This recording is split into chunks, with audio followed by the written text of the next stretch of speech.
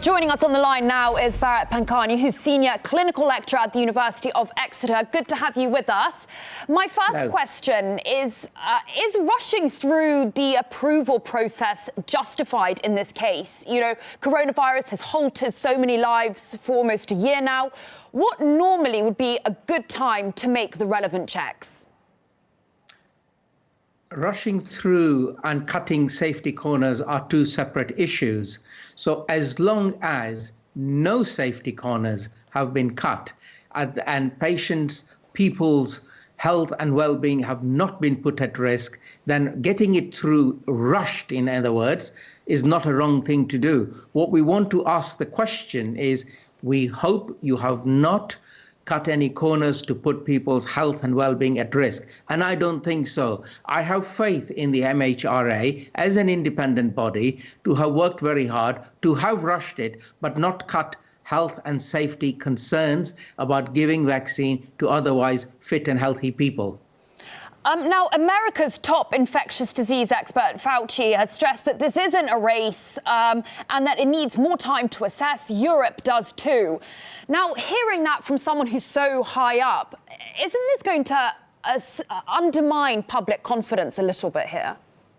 I hope not. And one thing I could also say is that Dr. Fauci, eminent person, also retracted and said this is not what he really meant. And I would go along the following lines.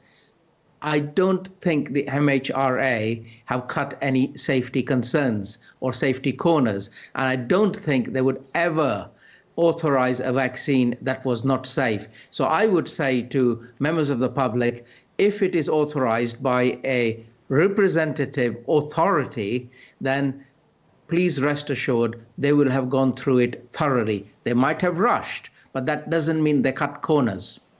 Now, we also heard a bit earlier the CEO of Pfizer admitting that the vaccine might not actually stop those who have the jab from spreading the virus.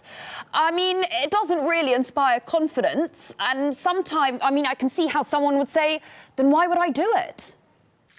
This is very good, and it is really good, important question for our viewers to understand. So let me just take you through it item by item. You can get a vaccine that protects you so thoroughly that you do not suffer from mild illness and you do not suffer from severe illness, and you are thoroughly protected. Point one. On the other hand, you can have a vaccine that prevents you from getting severe illness and probably dying from it as well. But on the other hand, it gives you a mild illness, and whilst you've got the mild illness, you could be infected and infectious. Nevertheless, if it is in the second category, which what Pfizer CEO is saying, it may be in the first category, it may be in the second category, we don't know.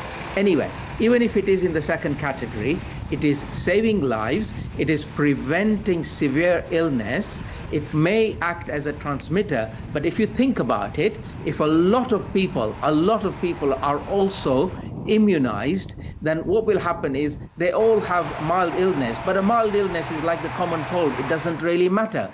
As long as you don't get severe illness and you don't die, then we've got a good vaccine that has worked. And finally, I want to ask you, a lot of people have criticised the UK government. They're not good at testing. They're not good at sending messages. Are they going to be good and effective at actually rolling out a vaccine? Especially there are issues, you know, holding it at -70. It has to be under strictly controlled environment. What's your take on this?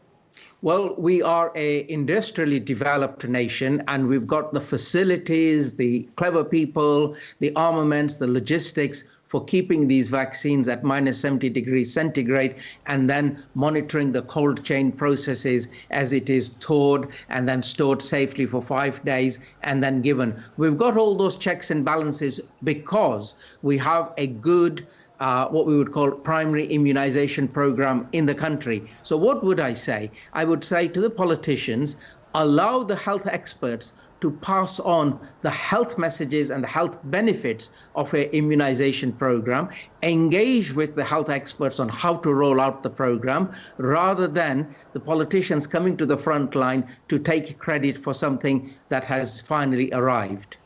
Well, thank you so much for giving your insight into that. I hope you enjoy your beautiful Christmas tree behind you as well. Thank you. Thank you.